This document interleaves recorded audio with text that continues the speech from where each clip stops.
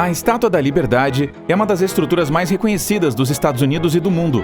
Em 1886, o monumento não era só simbólico. Durante 16 anos funcionou como um farol. Turistas que o visitam podem ir à coroa para apreciar a bela vista da cidade. Mas antes, havia uma passagem para a tocha e ela podia ser acessada. Infelizmente, a escada que levava à sala dela estragou em 1916 e o local está interditado desde então. Ou seja, ninguém mais pôde apreciar aquela vista diferenciada. O peso da estátua pode ser comparado ao de um Boeing 737 vazio, mas essa é apenas a casca.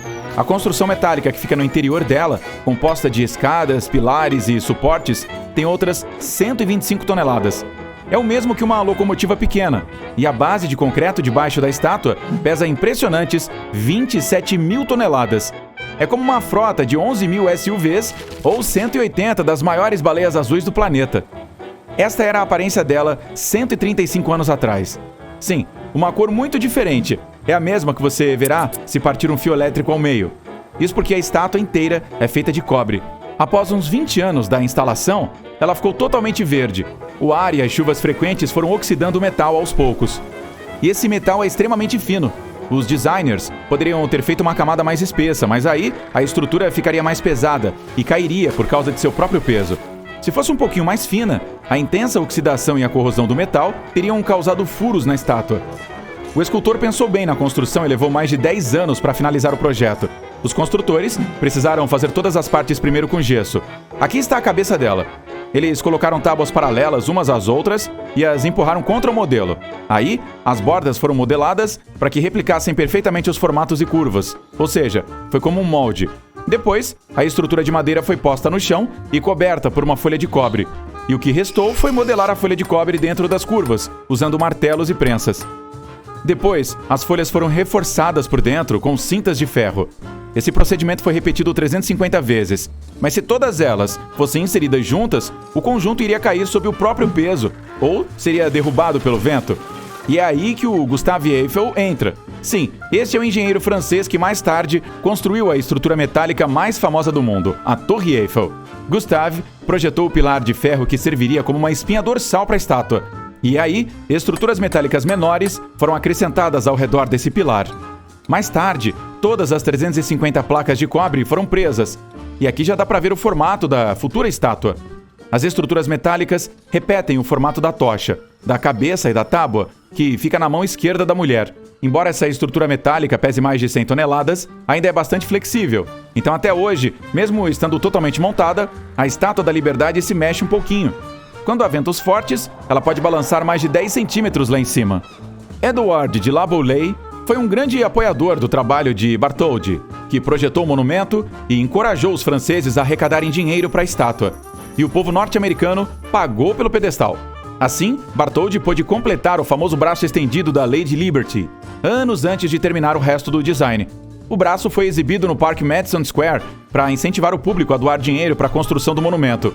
Uma missão difícil, que não havia tido muito resultado. Até o editor Joseph Pulitzer entrar em ação. Ele fez uma campanha para captar doações e prometeu que cada contribuinte receberia uma menção em seu famoso jornal, o New York World. Isso atraiu mais de 120 mil doações e arrecadou fundos suficientes para concluir a obra. Levou cerca de 10 anos para o projeto ser finalizado. Os trabalhadores levaram mais 4 meses para montar todas as partes sobre o pedestal.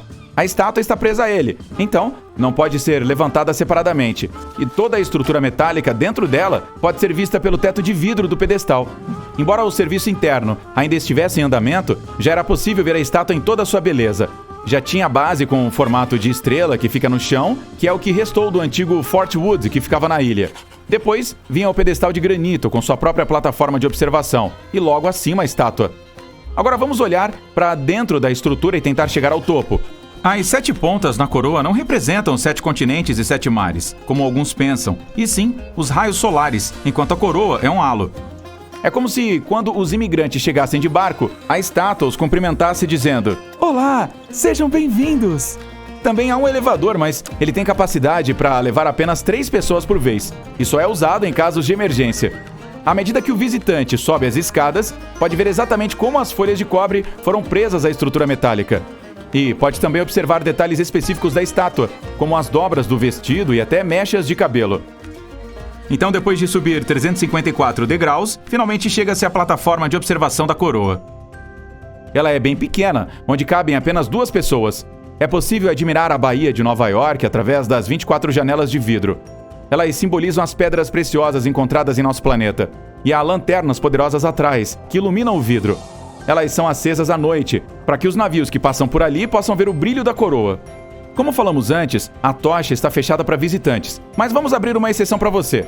Para chegar lá, é preciso descer. Sim, goela abaixo. E no fim da garganta da estátua, há uma portinhola que leva a uma passagem estreita dentro do braço.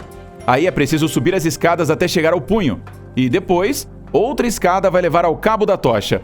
Abra a porta cilíndrica e... tcharam! Você está na plataforma de observação mais alta da Estátua da Liberdade. Faz muitos anos que só funcionários têm permissão para acessar esse lugar. Sabia que tem ouro no metal da tocha? Mas olhando bem de perto dá para ver que essa não é a original. A que foi trazida da França. Em 1986, cerca de 100 anos depois da instalação da estátua, as chuvas frequentes e vazamentos de água danificaram a tocha, que precisou ser substituída. No começo, a velha foi exibida como peça de museu dentro do pedestal na entrada. Mais recentemente, um novo museu foi construído na ilha, e ela foi transferida para lá. Uma teoria sugere que a Lady Liberty pode nem ser uma lady. A escritora e estudiosa da estátua, Elizabeth Mitchell, acredita que Bartholdi fez o rosto em semelhança a alguém da família, e não é a mãe dele. Ao estudar a face do monumento, Elizabeth notou que Charlotte Bartholdi tinha traços um pouquinho diferentes dos da Lady Liberty. No início de sua carreira, Bartholdi ficou famoso por sua precisão, então essas discrepâncias não combinavam com o estilo dele. Quando Elizabeth viu fotos do irmão de Bartholdi, Jean Charles, percebeu que o rosto dele era surpreendentemente idêntico ao da estátua. A escultura e o pedestal custaram um total de $500 mil, o equivalente hoje a mais de $10 milhões. A estátua foi feita na França e suas mais de 300 partes desmontadas foram embaladas em caixas de madeira, para depois serem enviadas para os Estados Unidos. Mais de 200 mil norte-americanos ficaram na Baía de Nova York à espera do navio que transportava tudo. A montagem foi feita na ilha Bedloe, conhecida hoje como Ilha da Liberdade, e quase que os construtores a montaram de forma errada. Durante uma inspeção em 1982, os trabalhadores perceberam que a cabeça havia sido instalada mais de meio metro fora do centro. Ah, então é por isso! Já faz anos que essa minha dor de cabeça não passa! A famosa escultura também é a prova de intempéries. A Lady Liberty é atingida por cerca de 600 raios todos os anos, desde que foi construída. Alguns fotógrafos tiveram a sorte de registrar esses momentos. Ela também já sobreviveu a furacões, mudanças no oceano e inúmeras tempestades. E foi projetada para oscilar em meio ao vento. Quando venta demais, ela pode se mover mais de 7 centímetros para qualquer direção, enquanto a tocha é capaz de mexer ainda mais, 12 centímetros.